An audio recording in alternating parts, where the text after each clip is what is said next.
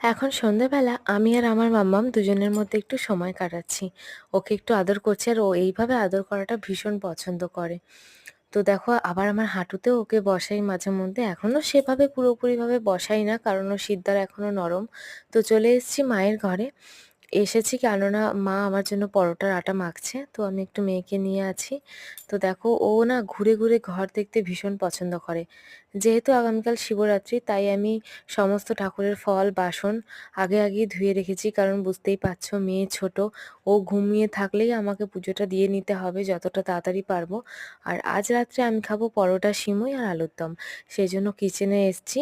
এখন আমি সিমুই করব সেইজন্য এসেছি। আর এখানে এই যে আমার শাশুড়ি মা আটা মেখে রেখেছেন। আর দেখো আমি এখানে সিমুইটা ভেজে নিচ্ছি। আর এখানে দুধ গরম করতে বসিয়ে দিয়েছি। তো এই যে ফাইনালি আমার সিমুই মোটামুটি রেডি হয়ে এসেছে। তো চলে এসেছি ঘরে বিছানা করতে। বা